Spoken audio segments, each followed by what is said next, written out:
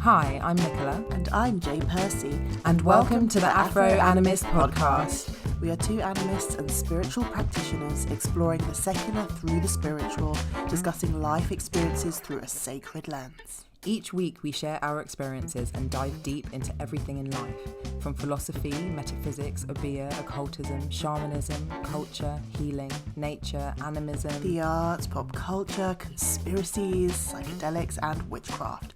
Nothing is off the table in these discussions, which aim to get to the heart of what it means to be spiritual and Afro-diasporic in an increasingly sterile and authoritarian world.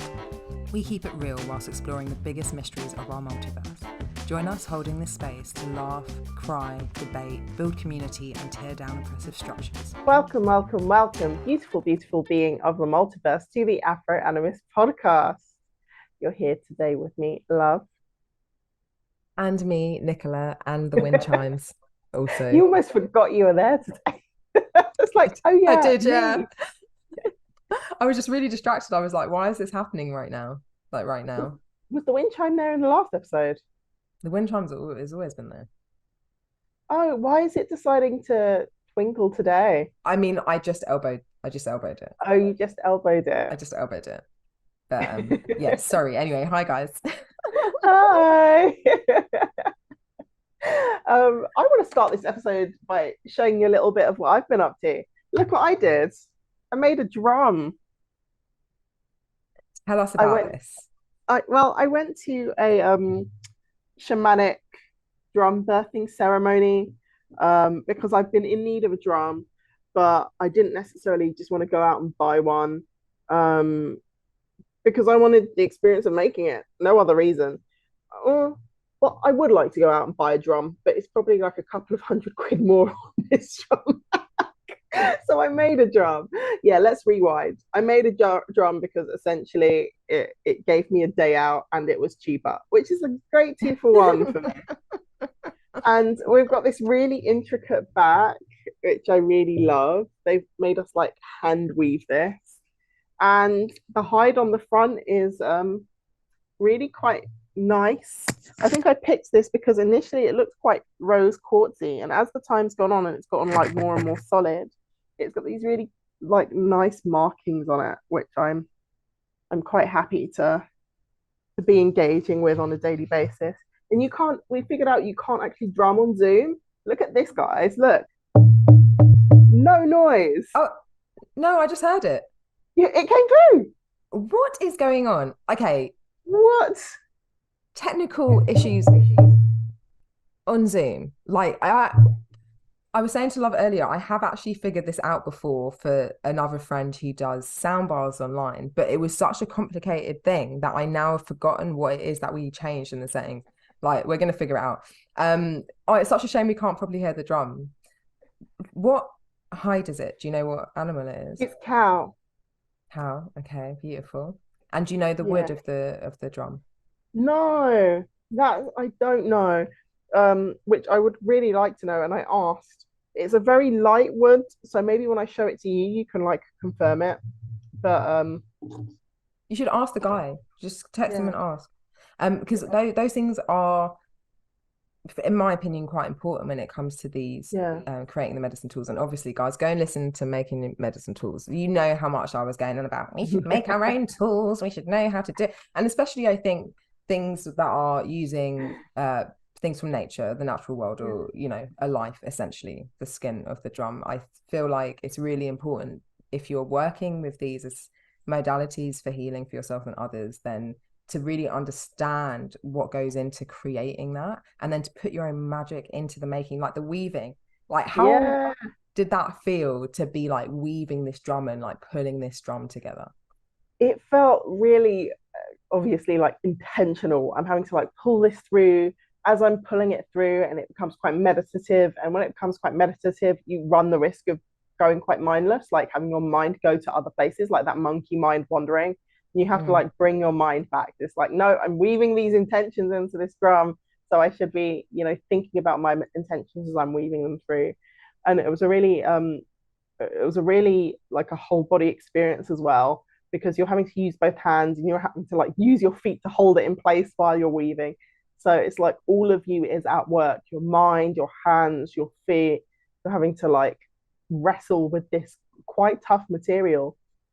And when I first wired it, I skipped a hole, and it was like, oh my God, I'm gonna have to undo it and redo it again.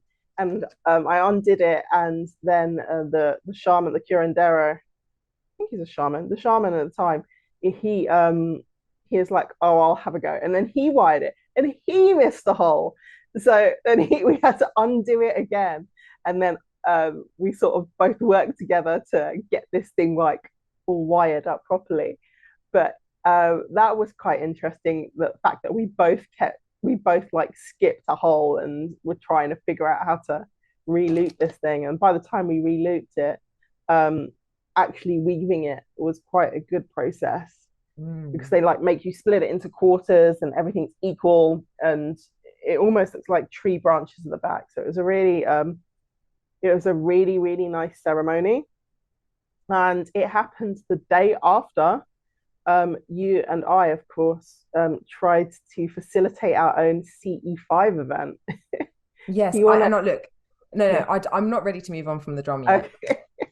I'm sorry. I love this, and I want to just bring these things, because look, this is the thing. It's like, you can buy a drum, you can make a drum. Like, what the fuck is a drum? What do we do with the drum? Like, why do we have the drum? I think these are important aspects. Like, I feel like our listeners will definitely want to understand about. You know what? I eventually will buy a drum, because there's a specific drum I would like. This is like my inaugural drum, and I'm really blessed and happy to have her with me. There's a journey that I'm gonna show you to do. Yeah. I don't know if you journeyed. Did you journey to the drum in your workshop? No, we didn't. So he opens up the four corners with this like giant conch shell, like blew into it, made us face each direction, made us spin in certain ways to keep the energy right, called all of the energies in, and then we started making the drum, and then he closed the circle at the end. With a fire? Did you have a fire? We had what fire we could with a candle in a flat. Oh, for God's sake. Why didn't he come to my house, bro? This is what I'm talking about. So, guys, there was drama that week, because I'd actually said to Love, like, you know, there's this drum birthing happening. I've just seen it on Instagram. It's a friend of a friend of a friend kind of situ. So, you know, I think it will be okay. Let's go. And then it just all like just completely unraveled.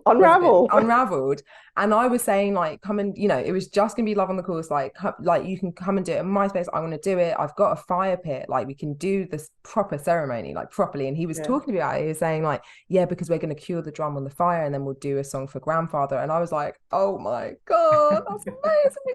And then he was like, no, do it in London, bye. Do you know what? Do you know what was bad? Only one other person turned up. So whether it is you or her, she was lovely though. I think you would get on with her like a house on fire. She was really lovely, but we thought it was going to be like 5 people. It was her and me. Yeah. So it could have been you and me. He told me it was going to be 5, and I was just like, I'm not having 5 randoms at my house. Anyway, lots of things, but I'm so happy that you did it, and I actually do want to try and get him here, if I'm honest. And also because of the tradition that he's from. So he's Mexican, right? Toltec tradition. Did he speak to you much about any of that? Like, did you have any listen, he didn't speak much English, but what I found really fascinating is he was speaking in Spanish, and he had like I think a friend of his translating. But even if she wasn't translating, I got everything he was saying. It's just like, I don't know Spanish. Why am I like slightly understanding or mostly understanding what this guy is saying? He's talking, I'm like, yeah, I get what you're saying. I don't speak Spanish. Yeah, you know what I mean. You're connected. Drum making. It's great. I'm so excited for you about that. I really want us to do. I feel like we need to just do something of mine, if I'm honest, because we could do that. Do you want to make another drum this week? I would love to. I've got a bag full of skin. Sounds very weird, guys. It is quite weird. but it's true. It's from all the humans who have crossed the path, guys. I'm saying, don't fuck with me. Because then you'll be no, you won't. Oh my god, how bad is that? No, These are just human skin drums. Yeah, no, I don't know actually. Anyway, let's not fucking go there. What am I even saying? No, it's horse and deer. That's what I have in my cupboard. Okay, some cow and some sheeps. I'm happy with this being cow though, especially as I had that sort of, if you listen to last week's episode, if you haven't listened to it, that connection with this sort of cow protector. And then for this cow to like turn up, I'm like, oh, cow. Oh. I know, it's pretty, because I'm not sure, I mean, I'm sure it does happen, but I haven't really seen them done with cow, although it makes a lot of sense. I think it's just because we're trying to, copy a lot of the time. We're like, well, let's have a horse drum or a deer drum. Deer is beautiful because we've obviously got lots of deer in this country, and and we actually have a deer problem in this country where they cull the deer a lot, so it's a really good skin to use. But also cow is, I've said this as well before, like before obviously that sacred connection with the cow, there's also just like, we're English, man, like what do we have? There's cows. There's cows here, cows and sheep. Like I wish I could say this is English cow. This is Mexican cow. It's Mexican cow. That's even better than English cow. Oh my gosh. Mexican cow. Jeez. All right, forget everything I just said. That's really fucking good. We're going to be using our drums. I mean, Nikki already uses her drums for journeying. I'm going to be using my drums for journeying. I think my poor husband is going to be the unsuspecting customer this month, where I'm just like, lie down. I'm going to make you journey. Do it. Like, do it. Seriously. You're going to have so much fun working with it. And I will show you a journey. I'll help you do this journey that I did, and I would recommend you do it whenever you birth or buy a drum, or actually any kind of medicine tool you could do this journey for. But there is a beautiful journey to go to meet the spirit of the drum. So as this is a sacred tool that you're going to be using in ceremony or in ritual, it's beautiful to go into basically the makings of the drum and understand the spirit. So the spirit of the cow that's in it, and also the spirit of the wood that it's made from. And then also to then, obviously you've created the drum of intention. So you may have a reason for this drum. So if you don't, then as you're working with the drum, you will set that reason or that intention. So that may not make any sense. Basically, I could have 20 drums, right? One day, hopefully I will. But they don't all do the same thing. And normally the drum will speak to you and tell you what it's for. So for example, like the drum that I've got right now, this drum is a bit of an all-round drum. So it's the one that I'll play for do for journeyings. I may do a little bit of healing with it as well. But I have a very big desire to create a drum that is just for healing, and then you've got you do the same with all of your different tools. So the fans that I have, for example, like I've got a fan that's like, again, like a general all-rounder smudge fan. I've got another fan that that I sit with for a certain kind of meditation. Well, you gave me one that was specifically for love working, and I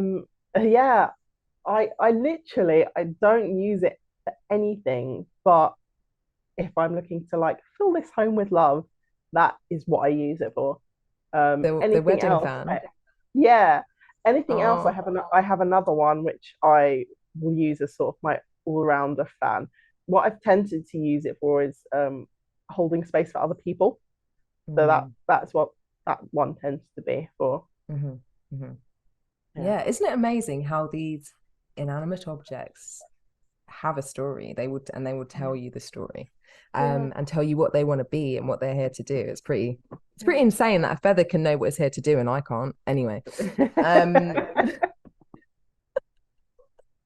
the thing is, question: if it weren't for having to pay for your shelter and your food and all of that was just like community provided, like it used to be, would you know what you're here for? Yes. What's that? I'm not sharing it right now on the Puddy podcast. Okay, but gonna come out with a fucking like marketing plan around it. No, that thing is what you're here for. I know, yeah, but it's it's a challenge. It's a challenge to be hippy dippy Nikki. It is. in Have you the read world. Breaking Loose from the Money Game by, I think it's Philip Schofield? Schofield? I was going to That say, sounds that sounds eerily sounds like close someone. to that pedo on. Sorry. He's not a pedo. He was legal. Legal. Legal. Unwise but legal. I just think if you need to come out and say I made a choice that was unwise but legal, there are I serious got the fucking name issues with that choice. completely wrong, guys. Like I just picked two like white guy names and shoved them together and hoped it would be. It's Robert Scheinfeld. Robert Scheinfeld. Scheinfeld. What? Hang on, what are we Scheinfeld. talking about? Busting Loose from the Money Game. Okay. Send it. It's a really good book. I think you can get it on. No, you can't get it on YouTube. I actually bought this one on Kindle.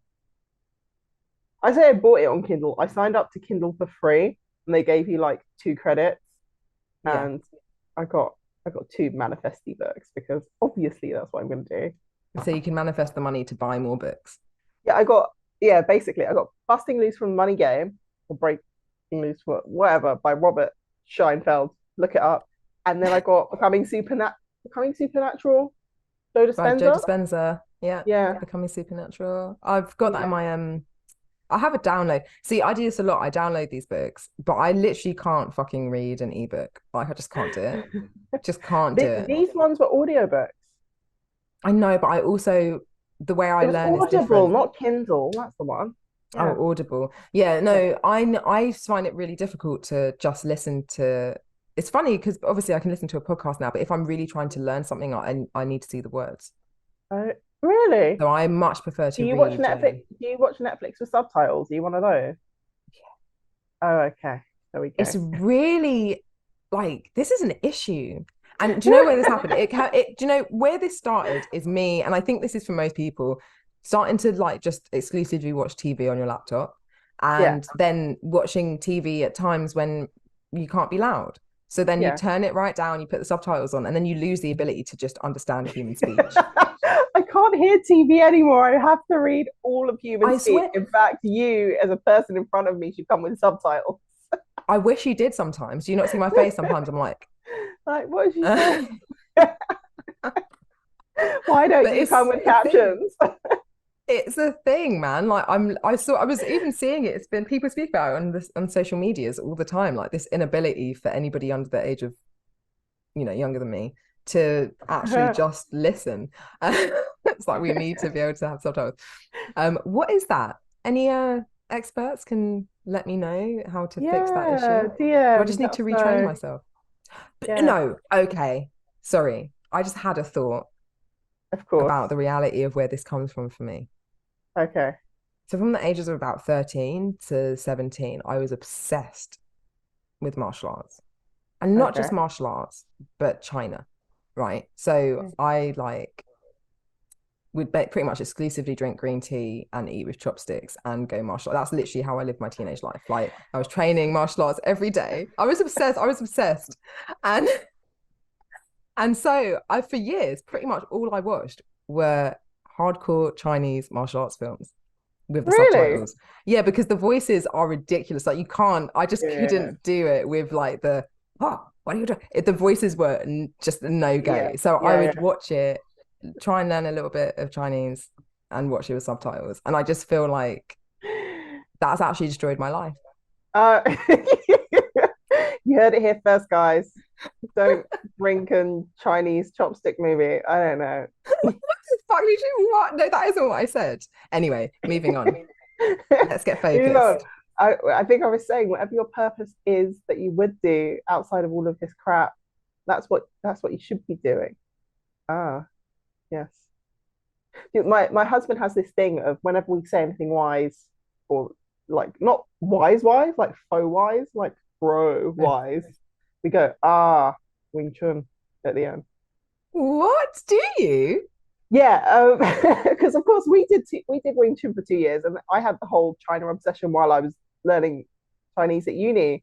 So whenever someone says something that sounds kind of like a proverb, but it's not. It's like slightly stupid. We just go, Wing Chun at the end.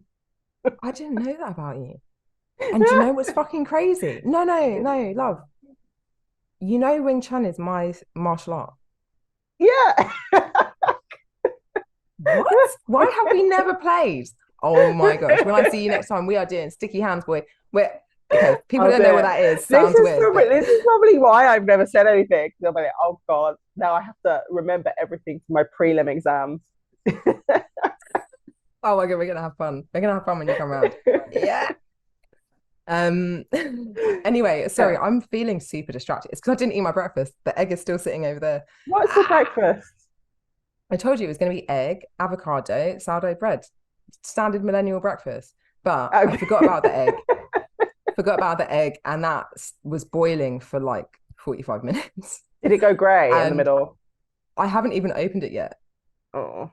Like I just took it out and I was like, there's just no, it's like heavy. It's like a fucking brick. And then like, I think the avocado is okay, but the sourdough bread went off like 2 days ago and I've been trying to stretch it the fuck out, but it's now moldy and I can't do it. So no food, blood sugar gone, mind gone.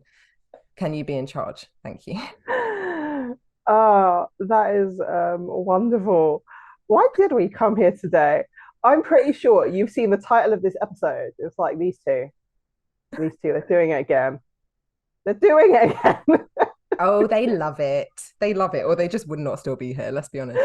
Yeah, you wouldn't still be here. You're here for the jokes. A CE5 event.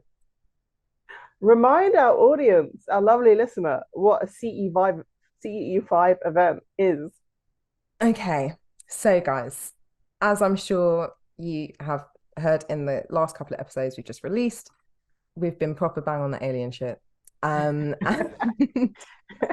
the government like the government stuff. in a tin can flying above our head in a saucer shit, like real multi-dimensional light being shit, connecting with the reality. Real aliens, yeah. Exactly. So, and been just on some hardcore mish to figure out the reality of the universe that we live in. So so Love and her husband came over to mine the other day so that we could engage in a CE5 event. What this is a close encounter event. So obviously we did say you read all of these off in the last episode, but CE stands for close encounter, and then there are stages to what these close encounters are. So you've got CE 1 to 4 are the normal ones. Oh gosh, I've already forgotten what they are. CE1 is like seeing something. A thing in the sky. A thing in the sky. Yeah. CE2 is what? I think it like crop circles. Crop circles. So there's evidence of it being there, but it's not there. So crop circles. CE3 is, I think, being so many meters away from it. So it's close to you. And then CE4 is being abducted. CE5 now. CE5 has been developed by Stephen Greer, who's a UFOlogist and whistleblower, and has been whistleblowing. It's a real job, by the way. It's an actual job. A ufologist. Amazing. Who fucking knew? Because I maybe would have made some different life choices. Exactly. So anyway, he's designed what he calls a protocol to create a CE5 event, so a close encounter event of level 5. The fifth kind. Close encounter of the fifth kind. Oh my gosh, how did I mess that up? Close encounter of the fifth kind, which is a human-led meeting. So basically, it's where you're not being abducted by the aliens, you're abducting the aliens. Exactly. So you're calling them, you're like, hey guys, we're here, we're ready. This is what we want to do. Like, come on. So I was like, can't believe people actually do this. There's a scientific protocol, like that word protocol just makes it's a meditation, guys, but like calling it a protocol makes it so official. So we decided to get together just like normal people and call the aliens, didn't we? Yeah, like what you do. We were sat there like, I'm sure everyone else this Friday night is out clubbing. We are contacting the aliens. Multi-dimensional beings, be with us. We are safe, peaceful people. No, but they're probably like listening to this, they're getting on a radio waves of our podcast and know that we're actually nuts. I think they're giggling about us. They are. We're fucking hilarious. At least I my meant mum like thinks we at are. us as opposed to with us. But I like yours better, more Yeah, positive. I know. Oh gosh, I just have such a high regard for my own comedy. I don't know if anyone else does. Okay, so tell us explain a little bit what we about what we did. Well, we went into this like meditation protocol where you have to like focus inwards and then you have to basically, I'm really butchering this. Like, if you want to see the CE5 protocol, pause this, Google, come back. Nice to see you again. So, this So, protocol we did this meditation, sort of opened our heart beams up to the sky, sent them our location by sort of imagining where we were on the planet, zooming out right up into the Milky Way and then back in again, sort of like creating this like telepathic beacon to get them to see where we are, and come to us and basically tell them we are good, safe people. We are not alien eaters. We're not going to throw you up on barbecue. We just want to see you. To were they worried about that? I don't know. They're light beings.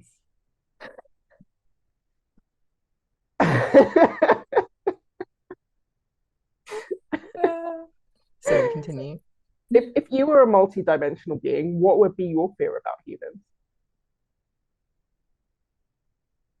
I don't know if it would be if I mean, My that's fear actually a would good be that they question. would take a picture of me, put me on the front of the Daily Mail, and give me like a really like ridiculous headline talking about like the bikini I was wearing or something.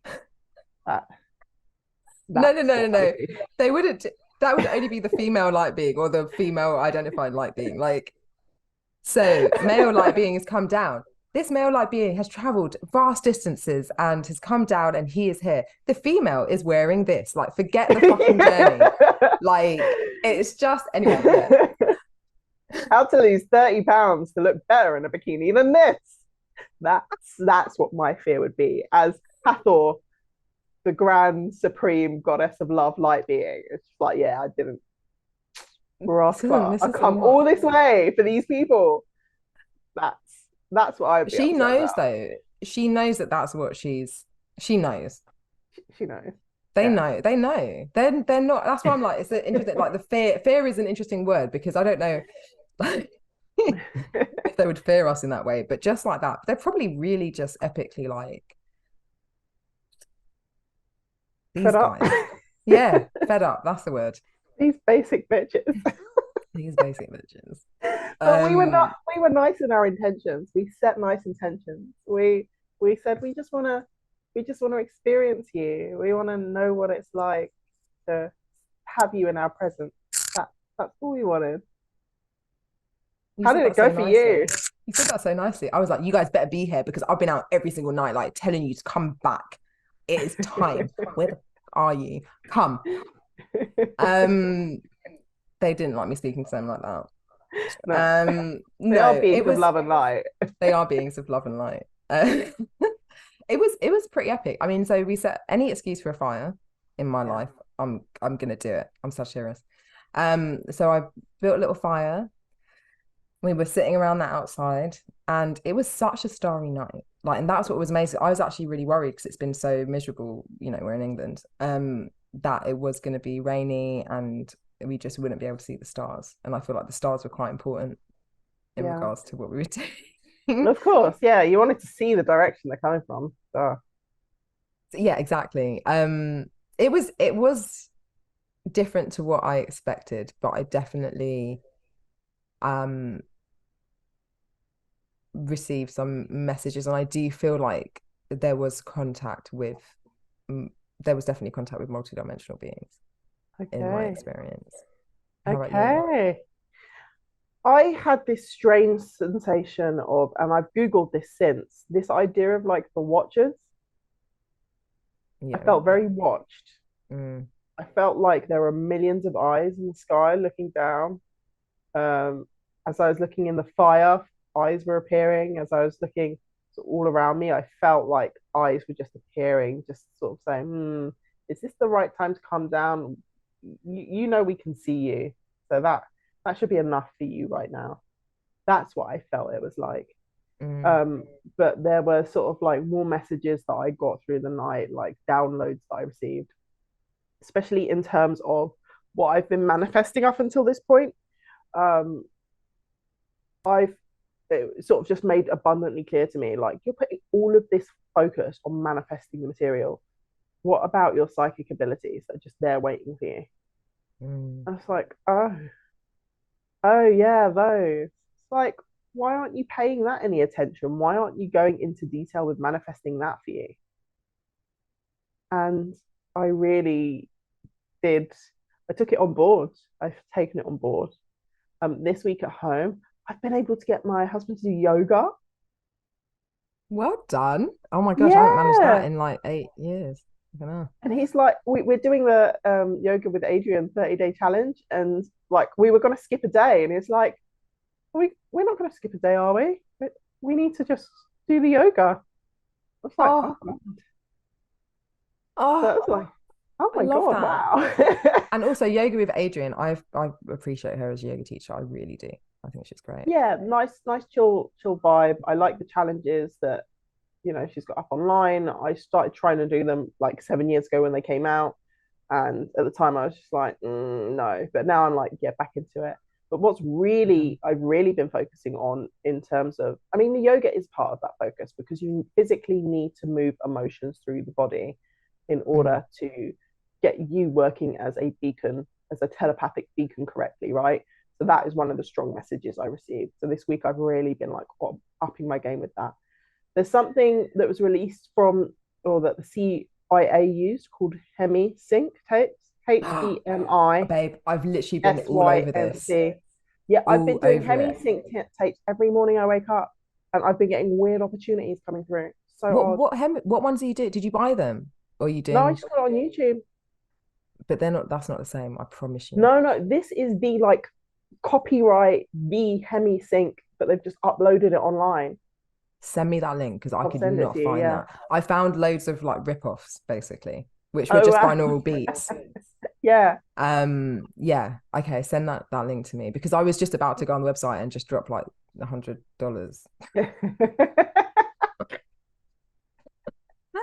So sorry, explain what Hemisync is. Okay, so I guess the quick notes on this is, it is a way of putting you into a deep meditative trance by getting your left and right hemispheres of your brain to work together. Hence, hemi sync. You're syncing up your hemispheres, the front, the back, the left, the right. You're making sure it's all working together to create a state of relaxation in your body. And in doing so, you're able to invite psychic powers from you that already exist endogenously in all humans. But because we've lived in such a programmed world from day dot, you shut those down pretty much after age 7. Some people tend to keep these things with them all of their lives. So you get some of these adults who are incredibly psychic, and then you've got like naysayers going, it's all just snake oil salesman. Like, no, it's not that at all. We have multiple senses. We were taught in school we have 5 senses, and it seems to be that everything we're taught in school, that's as far as our mind is open to. Anything that is new or developed, our mind shuts off to.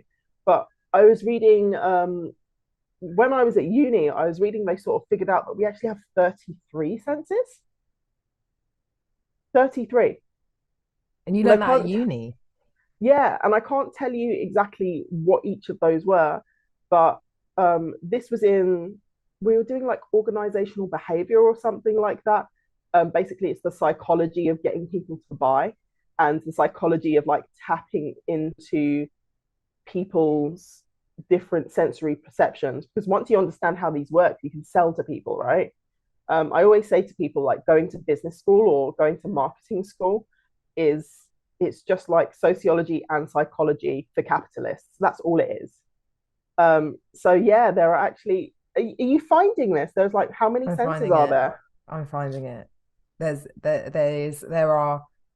say that there's an argument about there being up to 33, but there are at least 9.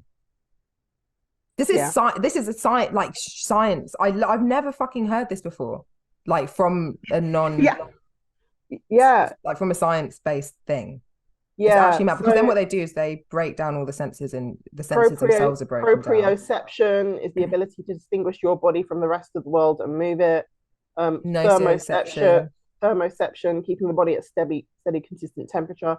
Equilibriception, the dog or a cat with no sense of balance could provide what? Sense of balance, sorry. So yeah, we have up to 33 senses, and some of these are pretty psychic.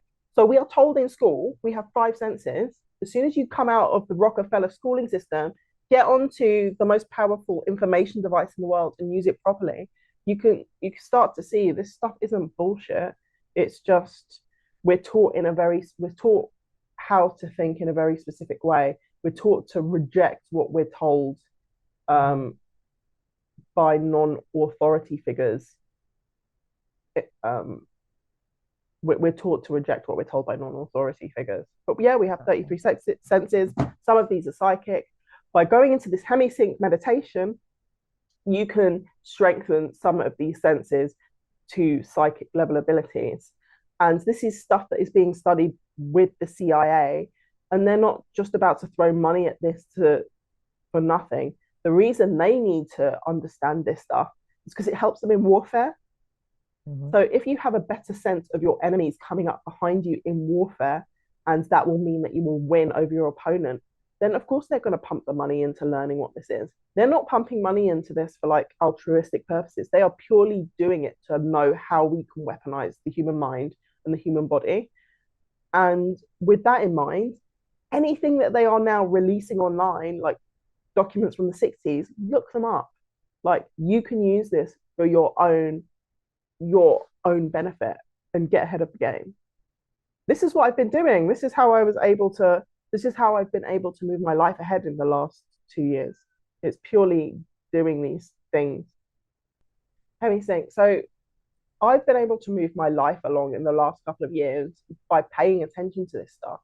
Because if the CIA are using it to improve their warfare, to improve their soldiers, to improve their spies, then it's something that you can be doing to improve your life. And this is one of the big messages I got in that encounter, was like, why are you spending all your time trying to manifest stuff? You know, when you die, you don't get any of the stuff, right? It's like, it's the psychic ability, that stuff, that does carry with you into your next life. And I was like, wow, oh, okay. So that's something I do need to pay attention to, especially if that is going to be my like energetic inheritance that needs to come with me to the next lifetime. 100%. I think that's such a beautiful message to kind of have like banged into you. Because that's the truth. And I feel like that's, you know, we all recognize that, like that place where we're not fully satisfied by stuff. And yeah, I think this hemi-sync thing is really interesting. I didn't know that that's what the meditations you were doing. That's very interesting to hear, because I, like, around the beginning of the time that this obsession started, I discovered you're doing silver method, no? No, I mean, I took the book off the bookshelf. No, but I was looking at hemi-sync because I have a dream to go to the Monroe Institute and do the Gateway experience. Like, that is what I want to do. I've wanted to do it for years and years and years. Tell people about that. So Monroe. It is something that I really want to do. Yeah, at the Monroe Institute. Because so the Monroe Institute was developed by someone called Robert Monroe, and it's basically an institute in America where they explore psychic powers. You know, it sounds mad, but they're directly linked to the CIA. So the Gateway project was, or the Gateway experience or process was created by the Monroe Institute. And the CIA have used that in order to develop, you know, psychic warfare essentially. So the Gateway I've actually just pulled it up. What it is, the CIA Gateway project or process, as it is formally known, is established for the following: The gateway process is a 1983 report about using a series of exercises to produce states of expanded human consciousness, such as astral projection, out-of-body experiments, and other altered states of mind. And I think Stargate was remote viewing. Project Stargate was remote viewing. So for years, I've been like looking into this stuff because there are some things that I very naturally lean to, like remote viewing, and they seem like they're not real, but then there's actual government projects where they are exploring this and they have protocols and not to mention as well, these things tie directly into Obia, to Vodou, to, you know, things the Dogon tribe have been doing. These things have always been a large part of these cultures, but the CIA have gone in and seen these things and gone, how can we refine this to a kind of scientific, like a scientific method to get our people to do this, to have these advantages? Because the Maroons up in the mountains, they were working on remote viewing to get the British out of the mountains. Look, it's just something that you do. The fact that they've even divided it into all these projects, these are all fall into the same category of thing. And it's just like, if you live in if you come from a shamanic culture, they have done it. It's part of the journey process. Literally. But it's also something that I've always naturally been very good at, but also just feel like, you know, mentalist, because that stuff isn't real. You know, for me as like a teenager or in my late teens to discover this stuff, to discover that there was actual scientific protocol related to it, and I say not just the spiritual books and the, you know, epic fucking grimoires and whatever that I'm reading that have all this stuff. We understand the importance of these traditions. You know, if you've been listening to us long enough, you know we understand the importance of this, and in fact we constantly talk about Eurocentric 100%. Methods not being the king of these things. They're just catching up. Yeah, exactly, and that's it. But I'm very interested in the catch up, and this is why I'm interested in Hemisync, because I've always had. I'm a traditionalist, right? But I come from no tradition. It's quite difficult. So I like to know that things are done in a respectful and the right way. Now, obviously, with this stuff, there isn't necessarily a right way all the time. There is a way to do it respectfully and, you know, whatever. But I feel like from modern times, like in order for this stuff to become accepted and something that in general more humans can start to experience, it needs to be scientifically backed. So I'm really excited about the space we're in now where they can scientifically back it, and they're doing experiments on these things, and actually the conversation about this stuff is really being looked at.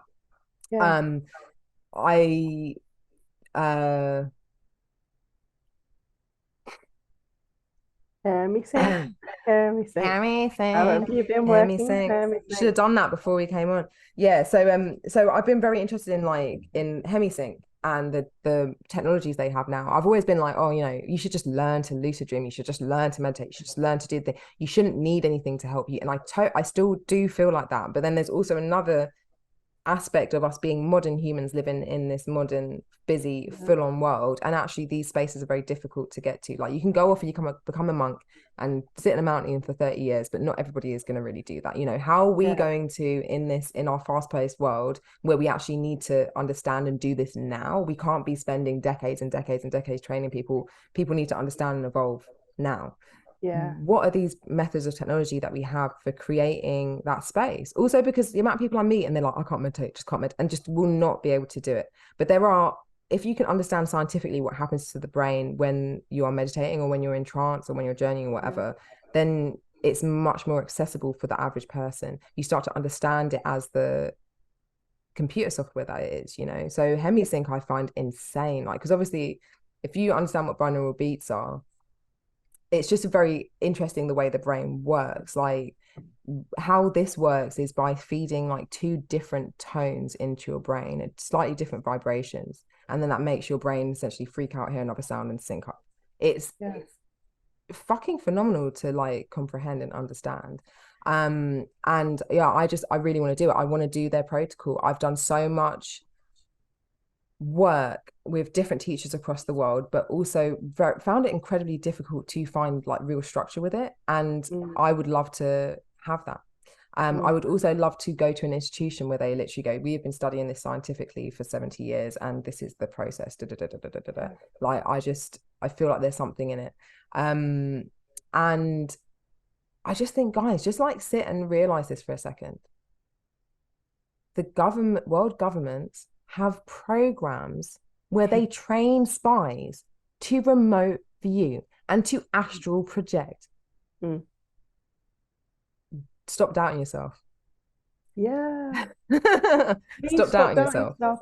And to sort of go back on what you were saying earlier, like, I've been a person, I've never ever said, there's certain things I'll say, oh, I can't do this, I can't do that. I'll always say I can't do maths. And I'm still, at this day and age, I'm very aware that is a block I am putting myself there. When I say I can't do maths, what I'm saying is I don't want to make the space and time to learn how to do maths properly. That's literally my translation.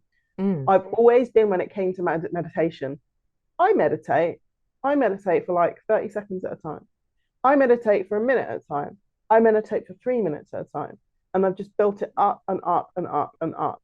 Because the fact is, you can meditate for 30 seconds.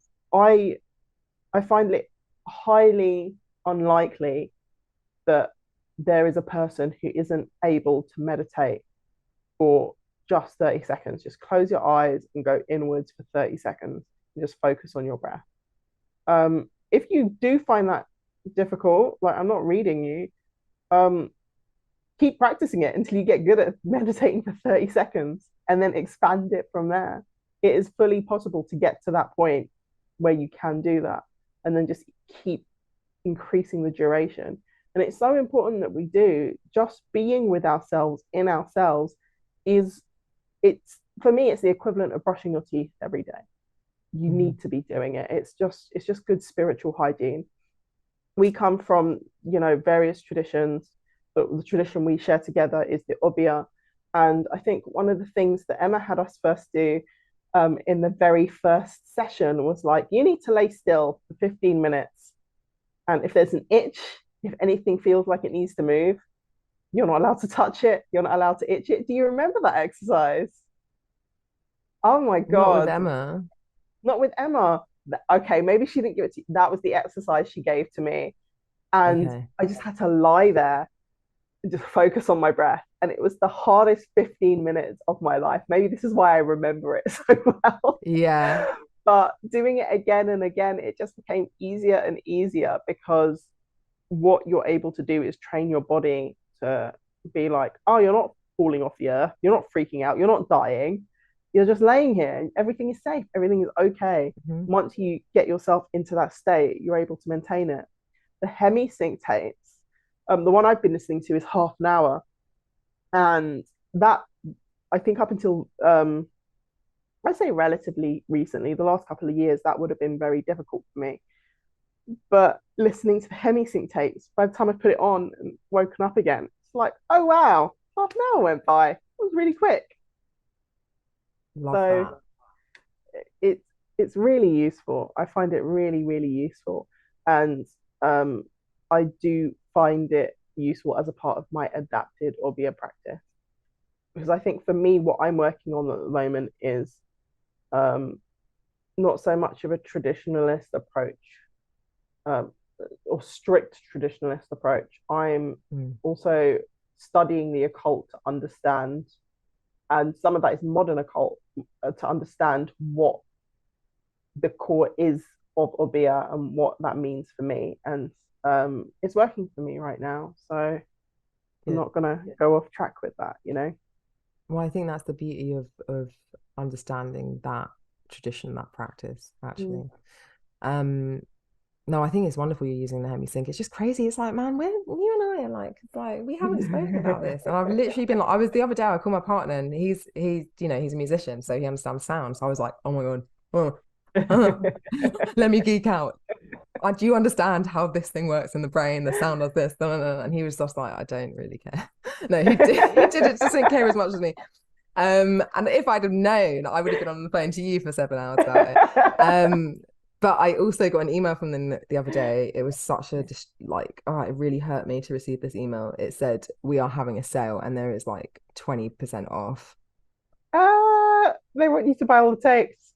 But do you know the tapes that I want? Because you can buy, so there are 3 options to do the gateway experience, right? You can do the tapes at home, which is just really basic, but that's like 600 fucking quid. What? for all of the tapes. Oh you God. can do it online for $1,000, or you can go to the institute for several grand. I hate that I'm saying the money on the side of it, but it's just this is the place where I do find it difficult, because there's these things that I want to learn, and I feel like if I did that, then I wouldn't have an issue finding the money. It's a catch-22. It's the catch-22. Along with that and the biocybernal, which I've spoken about before, which is another thing to do. They train you in how to access different states, of brainwave states, so alpha, delta, theta. Oh my God, there's just these things like that I need to be rich as to do, and they are all I want to focus on. Like, I don't actually want to focus on anything else. I just want to learn how to traverse the non-ordinary reality. Exciting. I get it's so exciting. I really do. But we want to thank the OG. We want to thank the OG Hemi-Sync machine. OG Hemi-Sync. Guy. Right here. OG. Exactly. This is heart and brain coherence right here.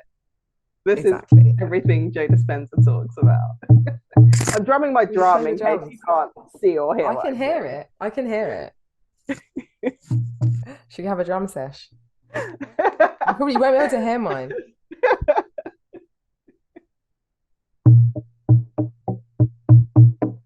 Yeah, honestly. Do you know what these things are? These new systems that have been worked on like meticulously by these neuroscientists.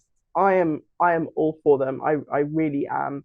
But I do always want to give credit and reverence to our indigenous ancestors of all lands, because they had all of this technology before they were all colonized and it was wiped out and called devil worship, and now they're like, oh shit, let's bring this back, right, and charge you $7,000 to come to our institute to do it. I know it. And here I am like, okay, I'm gonna make an OnlyFans so I can make her $7,000. Back to CE5 event. I don't know how long we've been recording for, but we have like gone around the houses and we haven't even really got to the. Well, I think I've said what I'm willing to share about my CE5 event. Do you want to share what you're willing to share about yours? I might have some musings later, but who knows? Yeah, I feel like we need to do it again. Like, I want to do it again with you. Yeah. Like, and I definitely had experiences. Like, I learned a lot from the universe that day, like a lot. Yeah. I saw a lot of eyes as well. I actually had a chat with a being. So a being came down. You and your husband had gone to bed. Okay, and I just was in the garden. I just was like, I'm in the garden. And there was a chair that I was sitting on, chair that Love had been sitting on, chair that her husband had been sitting on, and just an empty chair that I just had there. And I had kind of been aware of the empty chair and the nature of an empty chair, and the space that was there could be taken by something. So I did do that on purpose. And so I was sitting down, and then all of a sudden I look at this chair and there's something sitting in the chair. Oh my God. Yeah. And it was like one of those, couldn't fully see it, but it was like eyes would kind of blink in and out, and then I had this overwhelming feeling of an energy. Right. And I just knew, and I also knew not to be scared. It was a good energy. Like I felt like it was like a gnome of this land, like it basically of my home, like in the garden, like one of the protective spirits that's here. And this is what's really interesting about sitting and calling the aliens, trying to have a CE5 event and then having like a very strong event, but there being no spaceships, right? Yeah. It's the same. What I loved about it is that I was like, this is the same. These are the interdimensional beings. It's like they are just multidimensional beings, and you're either going to have the eyes to see them or not. You're going to put yourself in the space to see them or you're not. And so it was pretty profound. And also the sky, it taught me a lot. Like, sky, man, literally just like go outside and look up. The sky has so many messages for you. I sound like such a hippie, but seriously. It's like sometimes I'm looking at the sky, I can genuinely really feel like I see the Matrix. Like I can see kind of what we're built inside of, if that makes sense. And you can see the grid in which this simulation is Yeah, you can see it. You can Exactly. see it. It's very Exactly. obvious. You can see it. Yeah, Yeah. I got those feelings. It's like, Did oh you? right, the Matrix is The grid Matrix. is there, exactly. And as you're looking up, you're going, I totally understand how these beings could arrive here in this moment because of Yeah, the grid. Like, yeah. it sounds so, I feel like when I listen to this back to edit, I'm going to be like, what the are you guys What talking was I about? talking It's a bit, about? it sounds quite vague. But I guess we're dealing with the unknown, guys. Can be a little bit vague. The unknown, the unseen, the other world, the other realm. Like across all cultures, there have been so many different names for this thing. But Mhm, what's always been known is that it exists. What has mhm. been pushed off in the last 150 years, it's either been, it's either like what's the word, heretics, heathens, All of or those woo words. woo, or unscientific. Unscientific Mhm, is the new one. Um, but these things, they are real, and when you open your mind and put yourselves into these situations where you can actually see these things, you actually do. One thing I will say about my evening is the eye thing. I saw all of the eyes. mhm, I don't think I necessarily saw anything because I did feel still a level of scared. And it wasn't for the beings, it's just being outside at night in the dark. That is just like a very primal fear for me that I need to get over. mhm, But you were saying how you've done like these vision quests where you've literally been outside for like days and nights at a time. So you've had mhm. the time to get over your fear of being outside, right? Well, actually, it's just I think this is a very real thing to talk about and really important for people who would like come from a city, because Right. we don't have the experience. I never had the experience of going camping or being outside in the dark ever because I was from Peckham. You don't go out after 5, right? Yeah. It's just like so when I first started getting into shamanism, also being from London, you never experience dark. No, Every you don't. Londoner is scared of the dark because you never experience it at Yeah. night. It's not dark. Like, so it wasn't until I started kind of going to ceremony and practicing shamanism that I had any opportunity to experience real dark and real Yeah. outside. So I was scared of the dark. Like, I literally, and I'm not afraid. I'm not like, I'll fucking admit this. Up until I was in like a late teenager, maybe even in my early 20s, I would sleep with a light on somewhere. Like, there would need to be a light on Really? somewhere. Yeah, it wouldn't Okay. need to be like a night light, but it would need to be like a hall, some kind of light. I'd need to have Yeah. it. And I went to my first sweat lodge Mm-hmm. and had never been in a dark so dark in my entire life, and Mm-hmm. had to be scared in the sweat lodge for 4 hours. I couldn't go out of it. Mm-hmm. And when I came out of the sweat lodge is a rebirth. So the sweat lodge is seen as the womb of the mother. So you go in there, you get wet, you purge, you pray, you sing, you do massive like energetic healing and movements in there. And then when you come out, you literally kind of pop out of this Emerge tent, from the like, womb. and then like fall onto the earth, and it's cool and beautiful, and you literally feel like you're reborn because you've just survived something insane. Like, sweat lodges are not saunas; they are the sweat lodges I go to. You literally feel like your breath is burning in your lungs, and you do that for hours, and you survive it, man, and it's amazing. So that was how I got over my fear of the dark, if that makes sense. Like, and Okay. then Yeah. remembering I have been living now in the countryside for a couple of years, so it's just more dark here, and I have to be used to it, and I'm alone a lot, so Mm. I just have to do it. Yeah. And then the being out, but I also had an issue with being outside at night, and that was slightly different. But again, it's like having done ceremony for me has always happened at night. It's always been outside. There's always been a fire, and I've just had to learn to Mm. navigate that space and get over it, basically. So come around, do it Mm. again. You can get over it. Yeah, do you know, I'd really like to. I think there was a point, probably from about the age of 17 up until I would say about 23, 24, where yearly I would be encouraging friends to go camping because, well, do you know what it was? I couldn't really afford the whole like Magaluf holiday thing at the time. Yeah. And I needed holidays. And Debden Mm. Camp was like, at the time, it was so cheap because I lived in Newham Borough at the time. It was like £7 a night to go there. So it's Yeah, like, Epping. yeah. Yeah. So it's like, oh, this is great. I can like have like a long weekend holiday away for like 20, 30 quid. Fabulous. So I spent a lot of time like being outside in that dark. It's not probably as dark as you were, as your place was. And there are levels to fear, right? There was a place where I was like, oh my God, I can't be in this place. It's so dark and scary. Being at yours, it was like just enough fear to keep the beings at bay. It wasn't so much that I was like, I had to be inside, you know. It's just enough that I could feel them feeling me, being like, once you get through this, we'll come back. Because honestly, if this is scary to you, then maybe we aren't necessarily going to be the most unscary thing to you. And, you know, we'll just come to you and you can hear us in voice. I think that's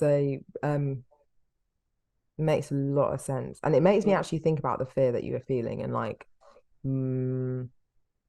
more about the space and what maybe is going on around it, and then all of our energies and all that kind of stuff involved. And it's just, again, interesting that that was a message that you received in that way, because obviously when we spoke about my abductions in the last episode, like I said the same thing. Basically, it's the fear, isn't it? That little bit of fear that will stop, even though you want it, you can feel it. And I did have that, if I'm honest. I did also have moments where I had fear mixed with excitement, so it was a bit of a confusing little like, but it's that place, it's like the unknown does feel very scary.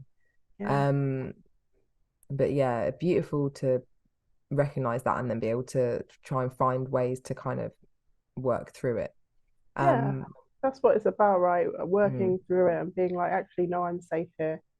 You know, there isn't going to be some axe murderer that just runs out of the bushes and takes my head off. And let's be honest, if that is the case and that is how I go in this lifetime, then what else am I meant to do? Love, when you're with me, you don't have to worry about that shit. I'm literally a ninja. I'll protect you. Nothing could happen apart from me go to prison for murder. I made a new drum. Do you want to say anything else? Because I think that's a good place to end this episode. I agree, a human drum out of the axe murderer that lives in the forest behind your house. Natural resource, isn't it? Okay. If you're still with us, guys, you are. I hope you are here for the whole episode. This has been very fun. Try a CE5. Get a few of your friends together. Have them come to your garden. Sit down and like find the protocol and try it yourselves. I'd be so interested to hear if you like inbox me and like, yeah, tried it, something happened. Tried it, nothing happened. Tried it, currently on their spaceship, can't get down. This is all your fault. I'm suing you. Whatever it is, like, let us know. Don't sue us. Don't sue us. We don't. Everything we say here is it's a like, we did this. It's not a go out and do this.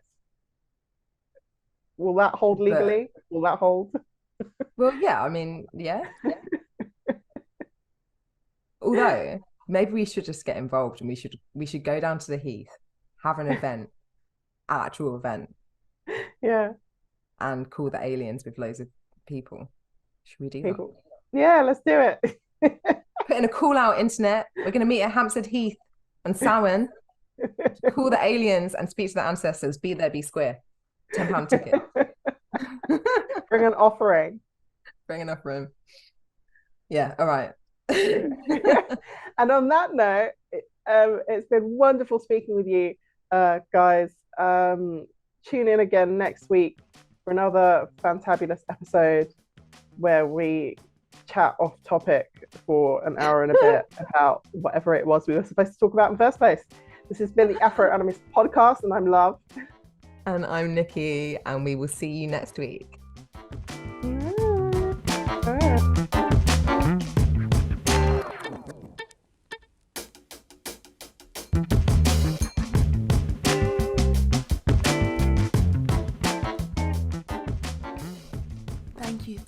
Thank you, beautiful being of the multiverse, for joining us on the Afro Animist Podcast.